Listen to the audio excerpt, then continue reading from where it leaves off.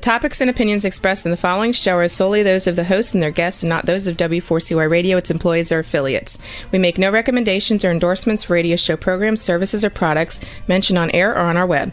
No liability, explicit or implied, shall be extended to W4CY Radio or its employees or affiliates. Any questions or comments should be directed to those show hosts. Thank you for choosing W4CY Radio.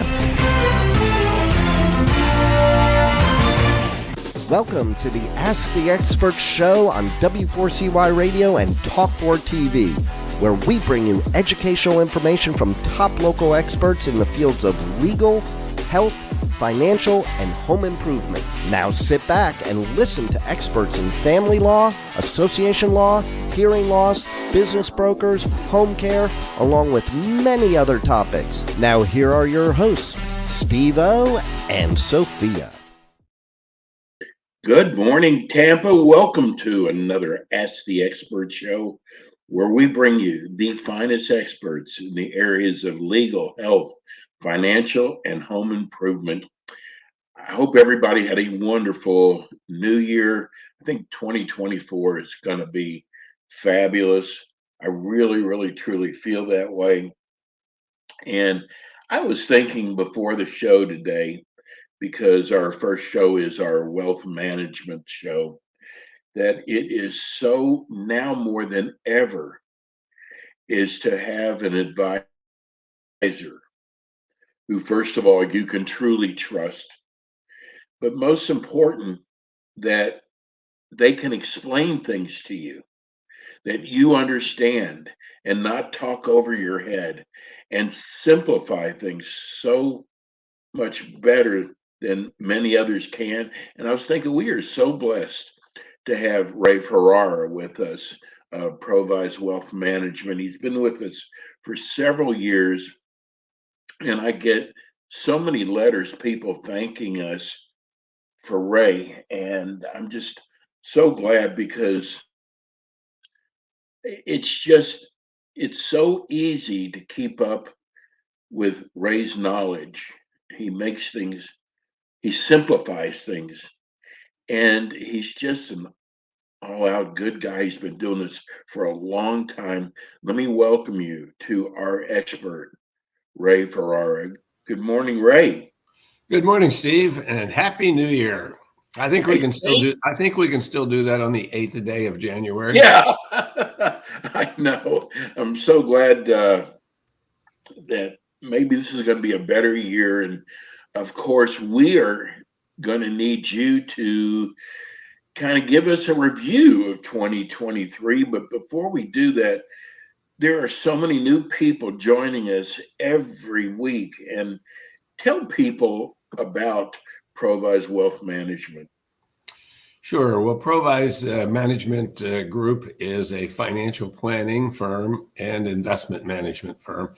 And I always put the emphasis on the financial planning side, because we see all of the other aspects of money as a subset of the financial plan, whether it's investing, whether it's asset protection, education planning, retirement planning, estate planning. All of those are a subset. We have 14 advisors at Provise.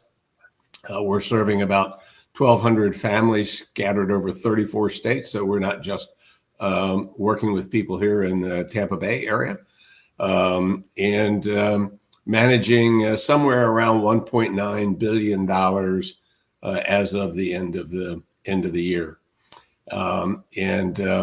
We would love to have the opportunity for anybody who would like to meet us face to face, and we can do that in person or by Zoom, given the new technology we've all learned about through the pandemic. We always offer a 1-hour complimentary consultation, just for us to get to know each other and to see if you're comfortable with us and whether we think we'll be able to help you. So love to have any of our listeners join us for that 1-hour free consultation. Ray, I got to tell you, one of the things that really impresses me about your firm is you've got clients in 34 different states. That means the clients that you have on a local basis have told others about Provise. That's the way you get clients in so many different states. So I think that's probably one of the best things about Provise Wealth Management is the type of referrals you get. Well, we're very fortunate that our clients are our best advocates for others to join us. We also get a significant amount of referrals that come to us from other professionals, CPAs, attorneys, etc. And so we're blessed. And considering that when I started the firm back in 1986, I thought it would be me and maybe one or two associates. Today, we're a firm of 31 people. And where I thought at one time managing $100 million would be a good idea, today we're at $1.8, $1.9 billion. Folks should know that we're accepting all types of clients. A lot of people think, oh, I don't have enough money. Well, I can assure you that there's a lot of people who have more than enough money who still don't think they have enough money to be our clients. And that's simply not the case. And so we welcome all to our firm, and we grow it one person, one client at a time. Ray, I got to tell you, this first question I have for you could take up probably the whole show. Let's do a review of 2023. And it sure didn't turn out like many thought it would. Tell me your thoughts on 2023. Wow, you're right. We could take a long time on that one, Steve, but I'll try to boil it down to maybe 3 or 4 really salient points. And the first thing I think we have to do is just turn the clock back to a year ago. And what was everybody saying at that time?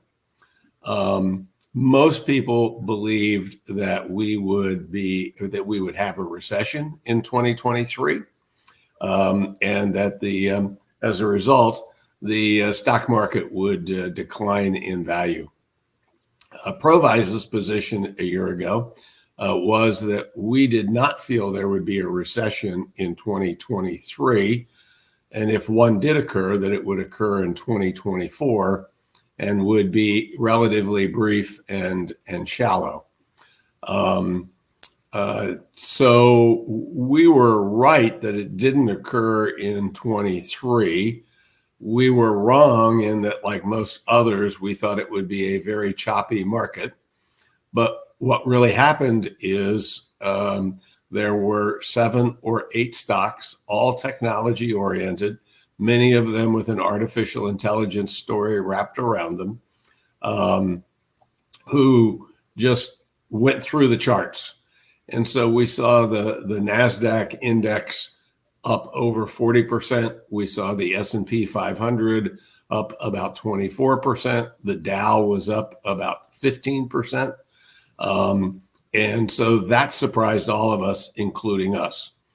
And the lesson to take away from this is to stay with the market. It's the time that you're in the market, not the time you're out of the market, that makes a difference. And for those people who last year at this time said, well, if there's going to be a recession, I'm going to pull my money out, regardless of how they would have been invested this past year, they lost out.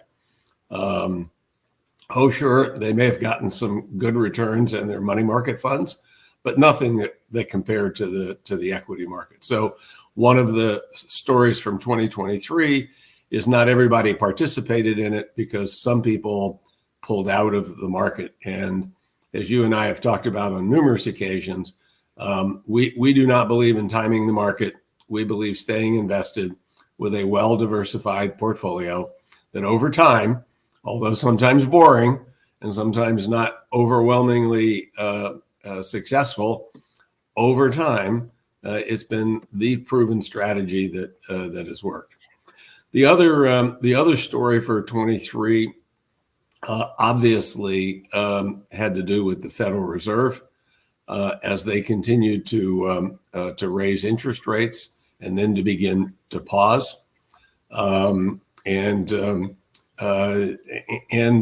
at this point, we would say that as we did on a show a couple of months ago, said that we felt the interest rates were likely over, and we think they're almost definitely over at this point, as it has slowed inflation down from what was 9% almost 2 years ago to something that's just over 3% today, but still well above the Fed's target of 2% year over year.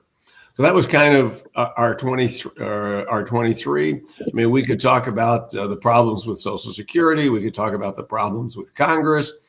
We could talk about all kinds of different things, but those are some kind of the highlights from 23 and one or two lessons learned, hopefully, for most investors. Well, we've got to follow up from 2023 to having you get your crystal ball out. And what should we expect for 2024?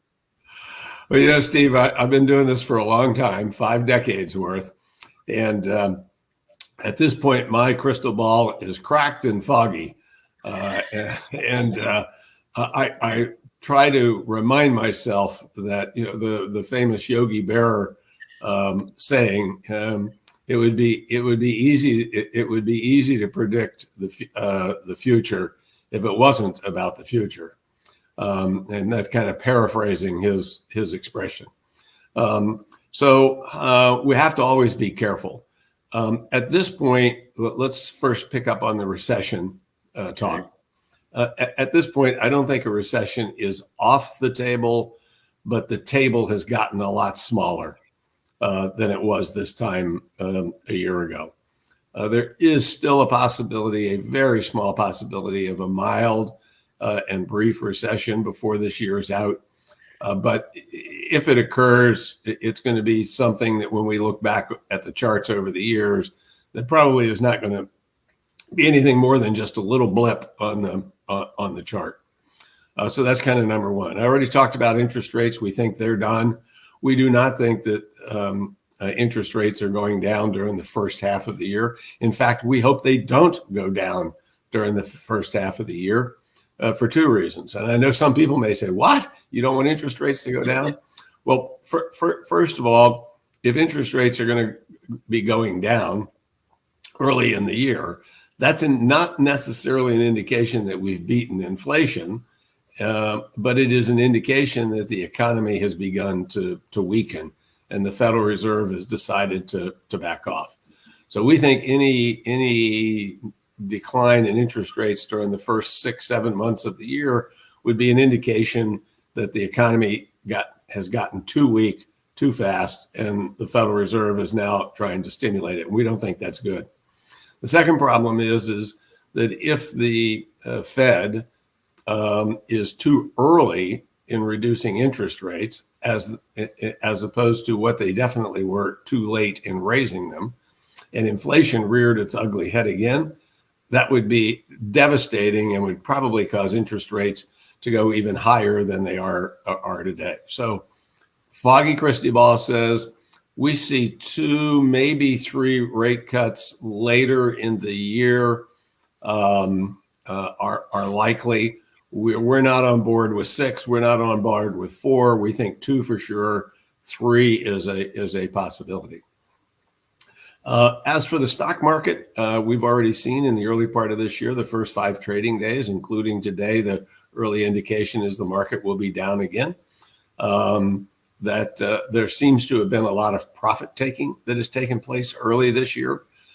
People who had lots of big gains from last year, who didn't want to take those gains in December and then pay taxes on them this April, they could wait until the first of the year, cash out of some of those positions, and not have to pay the tax until April of 2025. So we think the early action in the market is really a little bit of a hangover from the excellent year that the market seemed to have enjoyed last year. When the year is all said and done, and it is a presidential election year, and presidential election years are full of hope and promise, promises that often don't come true, but hope springs eternal. As I've always said, that after an election is over, there's a little bit of euphoria in America because at least 50% of the people are happy with the result. And sometimes it's not much more than 50%, but we have honest and fair elections, hopefully, and hopefully we will do so again this year.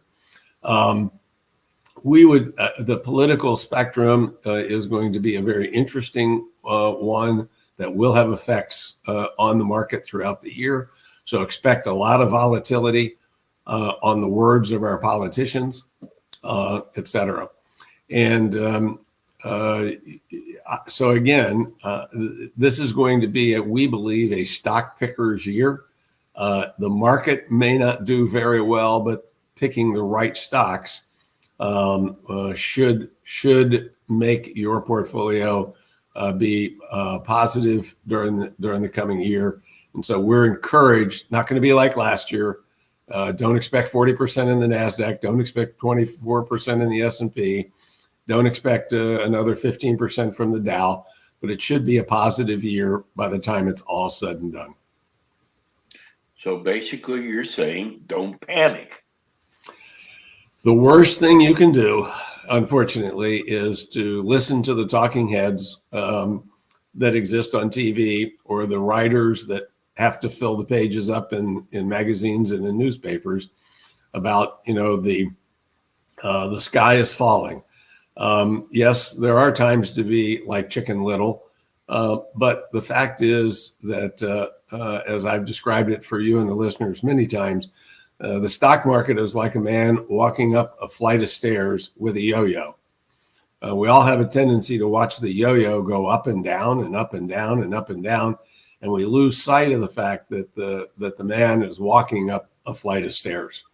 And so until you lose faith in the American free enterprise system, we have to suffer through some difficult times in order to have the great times that we have enjoyed in the past. And we expect that we'll continue to enjoy into the future. So what steps should investors be thinking about with this being the beginning of the year? Steve, thank you for that question. The first thing is that if you have not rebalanced your portfolio after last year, now's a good time to do that. We just talked about any capital gains that you happen to take. You won't have to pay the taxes on them for about 15 months. So go ahead and take those and rebalance your portfolio. Sell some of the things that went up, buy some of the things that didn't go up as much or may have actually gone down, so that you're rebalancing your portfolio. And by doing that, you're selling the things that went up, meaning you're selling high, and you're reinvesting into the things that didn't do as well, which means you're buying low. Now, that's a very novel concept for a lot of people. Sell high, buy low. Well, sometimes we have a tendency to do just the opposite. So that's the first thing I would say.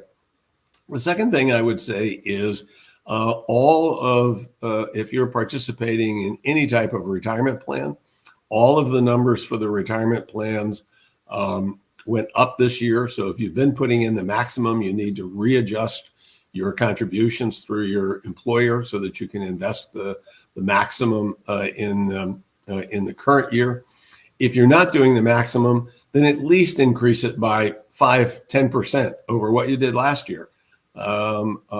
Save more, invest wisely, and over time, it should help lead to a more comfortable retirement than if you had not invested diligently during your working years. Third thing is boring, terrible. Nobody likes to do it, but look at your expenses from last year. Did you really need to spend some of the money that you spent? Sure, we all have to have a good time and we have to do things, but we all also have what I refer to as creepers, and those are things that just kind of creep into our life. You go out to dinner with your spouse or your significant other, and instead of getting a $30 bottle of wine, you decide to treat yourself with a $100 bottle of wine. do that a few times over the course of a year, and you're surprised at, gosh, where did all that money go? Well, those creepers showed up and took away some of your cash flow. So look at your budget, determine what your fixed expenses are first, those things that you absolutely have to have and expect to pay for every month. And then look at those variable costs and see if there's opportunities there to cut back without cutting back on your lifestyle.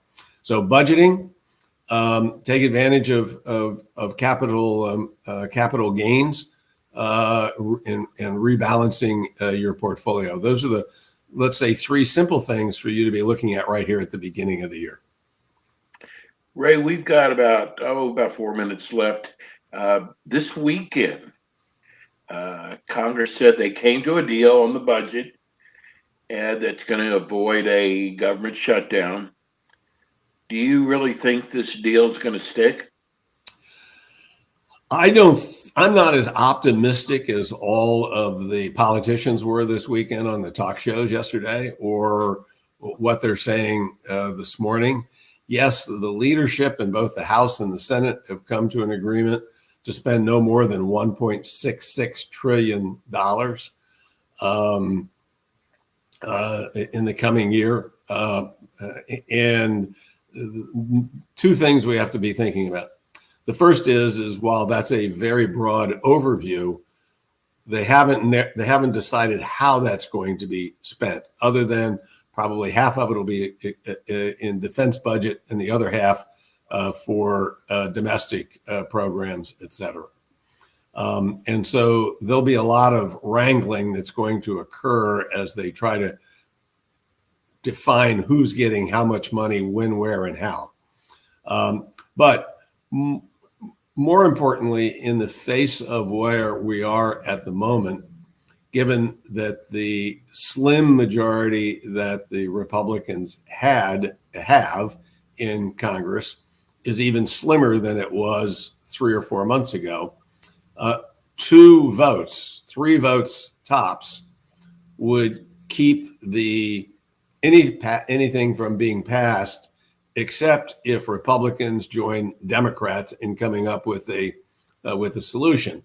Now, we saw that once before, Steve, and that caused to the ouster of Kevin McCarthy as the Speaker of the House when he did the honorable thing and the courageous thing to bring together enough moderate Republicans to vote with the Democrats to keep us from shutting down the government back in the late summer and early fall.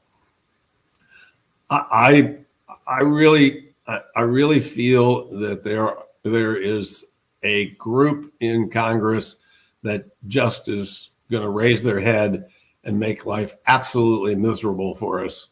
And so I am not ruling out a government shutdown either at the January date or the February date.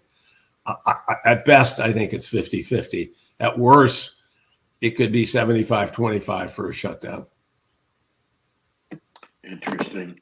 Ray, I got to tell you, your shows always go by so fast, and people can go back to iHeart, their library, and find any of your past shows. Give everybody your phone number and your website. Sure. The website is easy. It's provise.com, provise.com. Lots that you can learn about us. Our telephone number, 727-441-9022, scrolling across right now as we say it. We have offices in Clearwater and Tampa. And again, let me repeat that we offer everyone a 1-hour complimentary consultation in our offices or by Zoom, your choice. So if you're outside of the Tampa Bay area, happy to do it by Zoom. And for you to give a chance to know us and for us to get a chance to know you. And so we welcome all of those folks. And as you say, time seems to fly when you and I are together. Yes. But I always hope that we've been able to impart a few words that will help others, whether they reach out to us or not. Hey, Ray will be back with us in 2 weeks. This not next Monday, but Monday after that. Please join us in. Ray, have a wonderful week. We'll see you soon. Thanks, Steve. Take care. Bye-bye. Thank you. That's Ray Ferrara, Provise Wealth Management. He's been with us for several years, just a world of knowledge when it comes to financial. We're going to go to break now. When we come back, we are going to do our personal injury show. We'll be right back.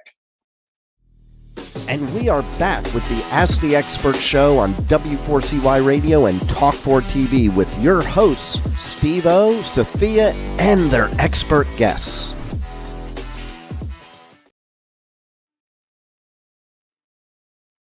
And we are back. This is the Ask the Expert show. We're with you every Monday at 9 to about 9:50. And we bring you the top experts here in the United States and mainly here in Tampa. We have one of the top personal injury law firms will be joining us in just a minute. And we are just so, I guess the only word I can think of is blessed, because this is one of the finest personal injury firms here in the state of Florida. And it's amazing. My fiance had a wreck this weekend, and it really brought home as to, I mean, you just never know what's going to happen. She was rear-ended. She was stopped at a red light. And when the guy who rear-ended her got out of the car, he said, "I didn't know you were stopped." Well, they were sitting at a red light. Cars weren't moving. She wasn't moving. And you really have to be careful when you are even in a minor accident. So we're going to bring Lauren on. Good morning, Steve. Good morning, Lauren. How are you? Happy New Year. Happy New Year to you as well. It seems your fiance's not starting out too happy. Yes, it's really amazing because we're in about 14 cities. And I thought about you and Angela, when my fiance was rear-ended this week. And I got to tell you, it made me think there's so many small details that you never think about, that having an attorney like yourself who's experienced in this, because she was at a red light, sitting at a red light, the guy rear ends her, and the first thing out of his mouth was, "I didn't know you were stopped." The story's changed, Lauren, so many times. I believe it. And people who've never, and she's never been in an accident before. So, I like that we could spend part of the show talking about auto accidents, because it happens so frequently. And especially if you've never been in one, you don't even know what to do. Sure. So take your fiance's case, for example. She's sitting at a red light, hit in the rear. She stopped, clearly stopped. Florida has a presumption that the person that strikes you in the rear is at fault. It's what we call a rebuttable presumption, because if they can show that you were traveling down I-75, let's say at 70 miles an hour, and out of the blue, you just stop your vehicle for a sudden and unexpected stop. There wasn't anything in the road. There wasn't an accident ahead of you. There wasn't somebody cutting you off. You just decided to stop because maybe you dropped something in the front of your car. Well, that would shift the burden of fault from the person that strikes you in the rear to you, who stopped short unexpectedly. It wasn't foreseeable that you were going to come to a stop. So the person behind you wouldn't have been able to anticipate that, even if they were the most careful of drivers. But without something like that, you're at fault if you hit somebody from behind. Clearly, your fiance did nothing wrong. She was stopped at a red light. Lauren, it was so amazing how his story changed when she said, Look up, there's a camera right there at the red light. There was a camera. And all of a sudden, his story started changing. Well, to what? Changing that maybe it was his fault. Oh, Now, what first thing we notice is, shouldn't he have gotten a ticket? Because she did call the police. How does that work? Is there a ticket issued there? Or is he mailed a ticket? there should be a ticket issued, or a notice to appear for traffic court. Uh, he violated Florida statute. He was a careless driver. And if the police were called and they came to the scene, which They were. sometimes they won't, if you say nobody's hurt, we don't need an ambulance, and they have a lot of calls on backup, they'll advise you to exchange information, and you could file a report up with Tallahassee. But if they come to the scene, they'll question you, they'll question the other driver, they'll see if there are any witnesses at the scene, they'll take a statement from them, an informal statement from them, get their contact information, and that will all be put on the actual crash report.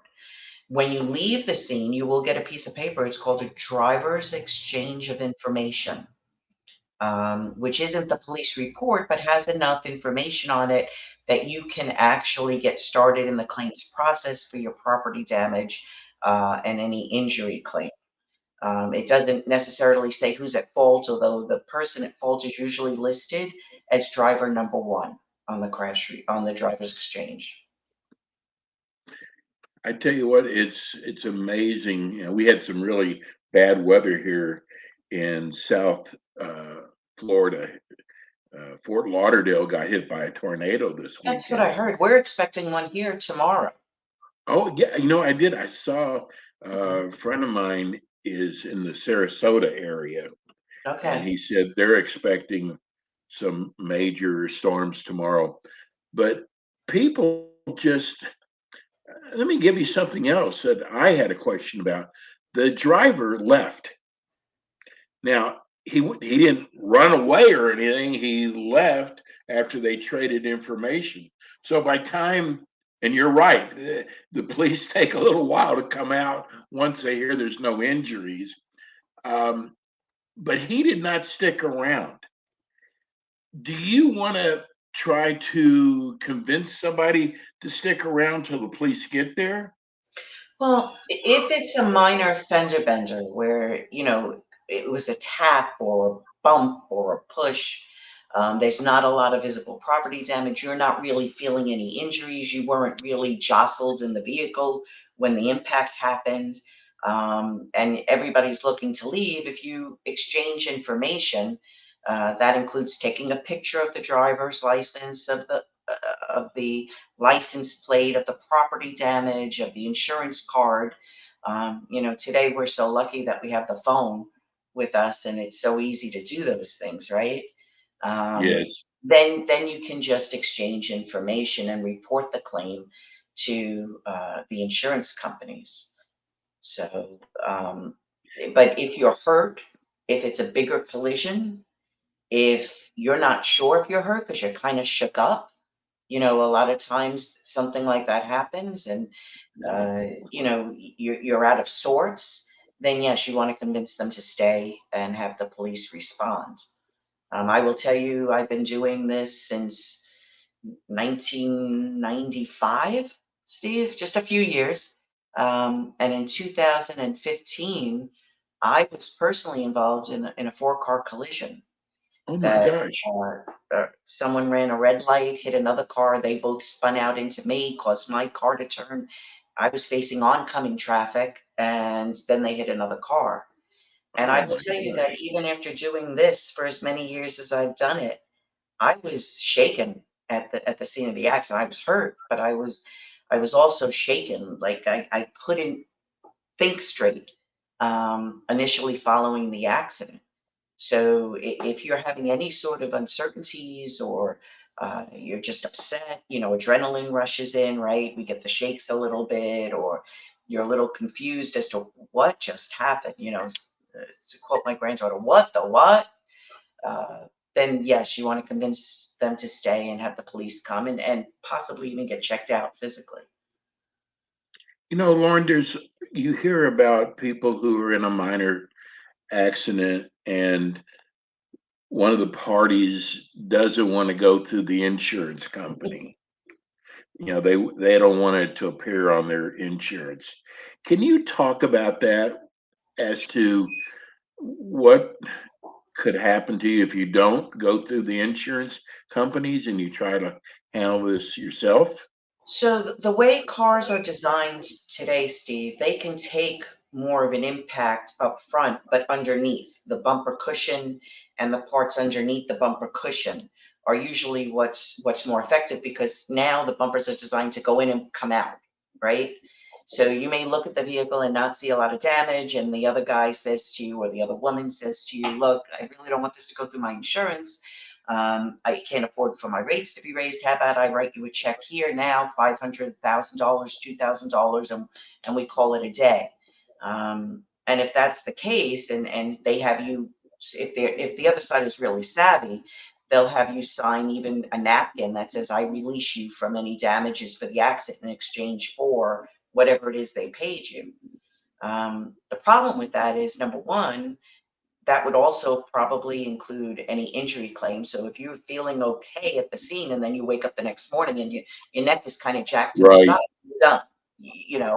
You could treat through your PIP, but you're not going to be able to make a claim for injury against the other party if you sign something that releases them because you settled it at the scene or shortly thereafter.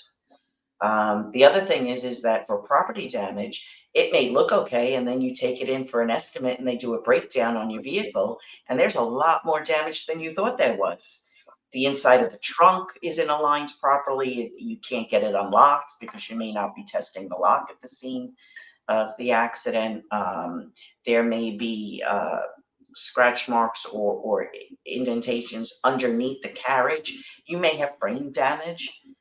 You just don't know. A lot of times clients will go in for an estimate. They'll get an initial estimate. The insurance company will front that money to the collision center. And then they do a breakdown of the vehicle and they discover another $2,000, $3,000, $4,000 worth of damages. And if the insurance company is involved at that point, we can have them supplement the check to the collision center to compensate for the remainder of the damages found.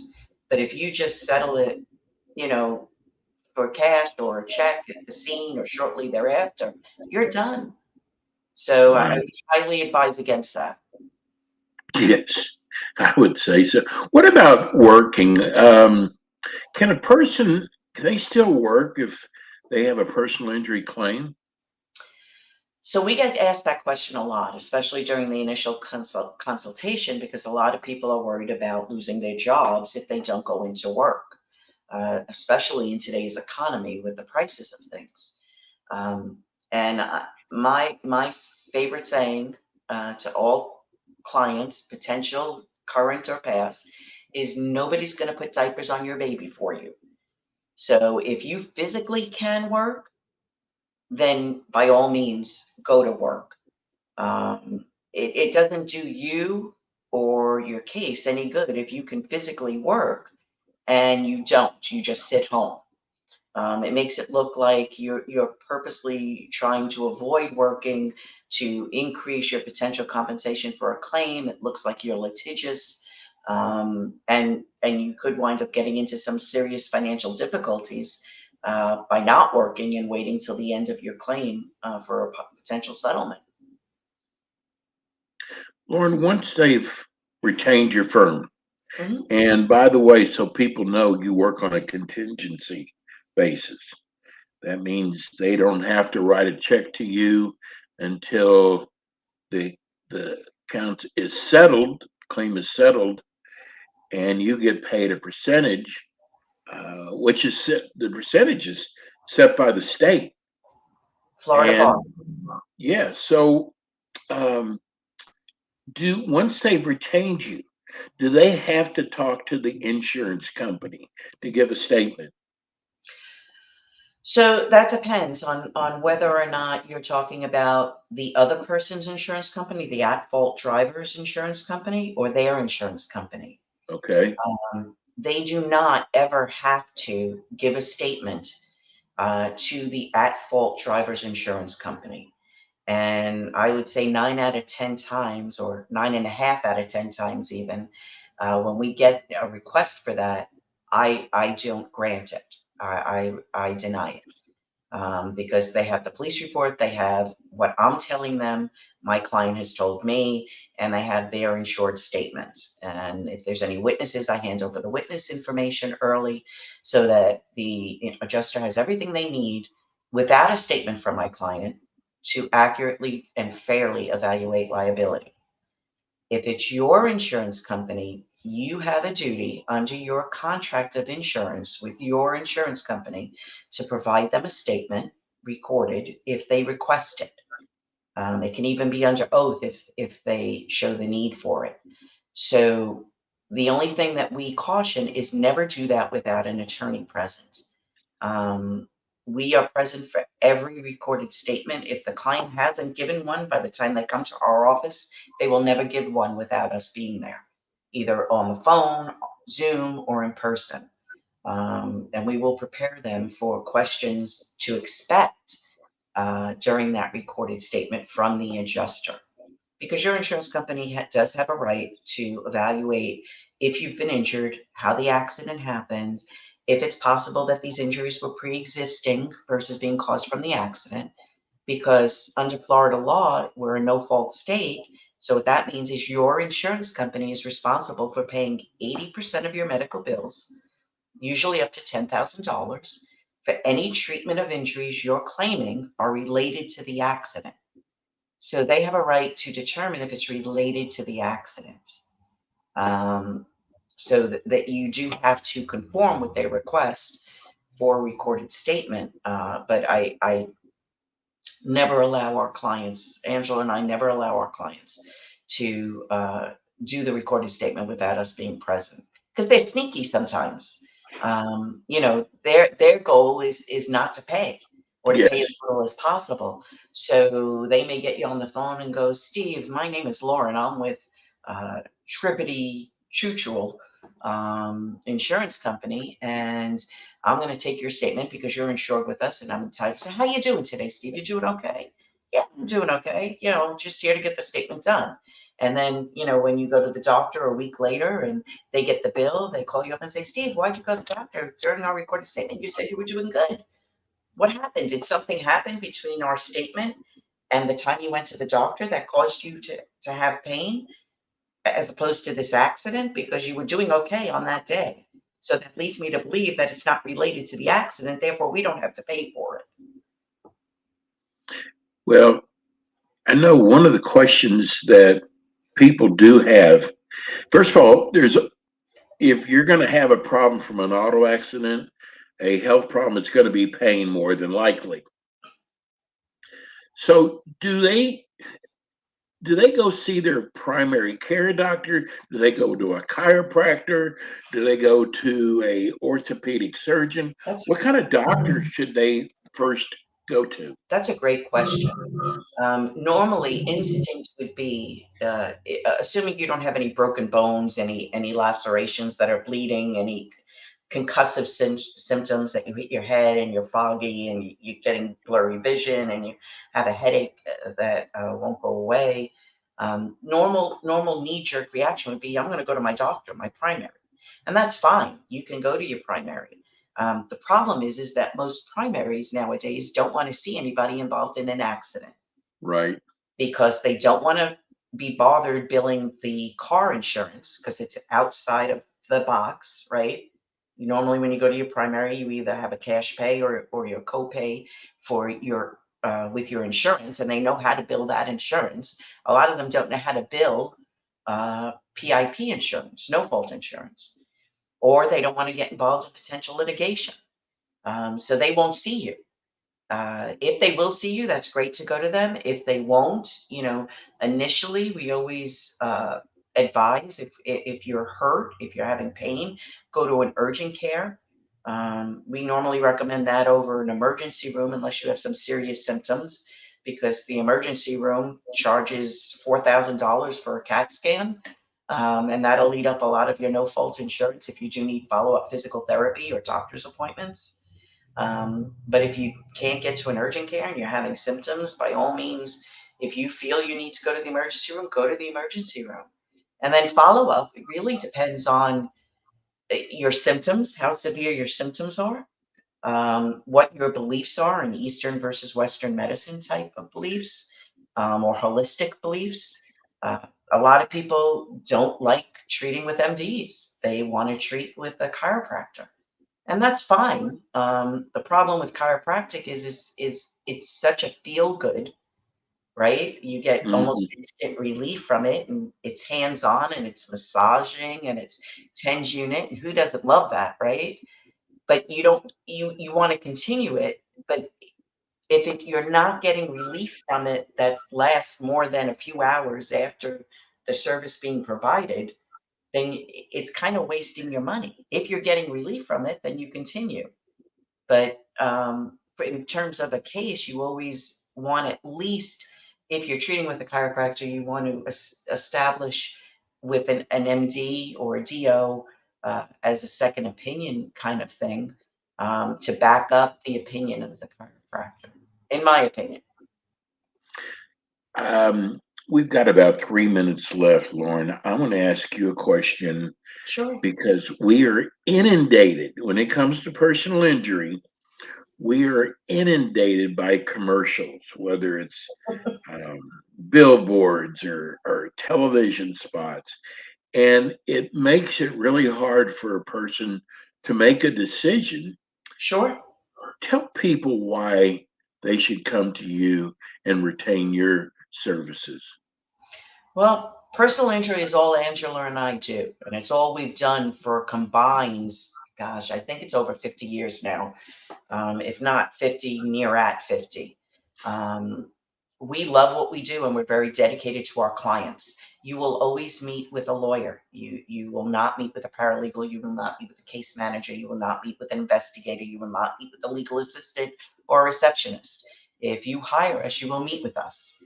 You hire an attorney, you should have a right to meet with your attorney and be kept informed by your attorney. That's not to say that the paralegal isn't available to you for a quick question or something that they can handle, but you get to speak with us. We care about what we do, and we have good results because we don't fool around. We litigate our own cases. We don't farm them out to bigger firms, and the insurance companies know that. And I can say from experience, Steve, that typically we can get more money than a mill will get on cases. We've had cases where people have had other attorneys and they fired those attorneys and they came to us and we spoke with the adjuster and boom, we got it settled for significantly more money than the final offer that was given to the prior attorneys. Well, I got to tell you, you are so knowledgeable, you and Angela both. And we are so blessed to have you as our experts in personal injury.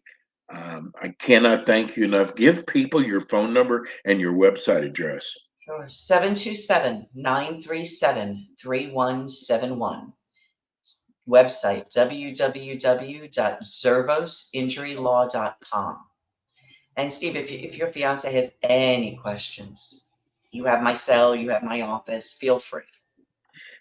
And you are available on weekends as well, right? Yes, we are available every day of the week. Lauren, thank you so much. Tell Angela Happy New Year for us. I will. And you'll be back with us in a couple of weeks with more Ask the Experts. Thanks, Lauren. Thank you, Steve. Have a good week. You too. I love these girls, these women, and they are so good at what they do. If you are injured, and it doesn't just have to be an auto accident, it could be a slip and fall, give them a call, 727-937-3171. That's it for us today. We'll be back with you again next Monday with more Ask the Experts. Take care. Thank you, Rebel. Thanks for tuning in today to the Ask the Expert show on W4CY Radio and Talk4 TV. Tune in next week and every week to hear more from our experts on personal injury, insurance, air condition repairs, estate planning, Medicare, and many other topics in the areas of legal, health, financial, and home improvement. See you next week.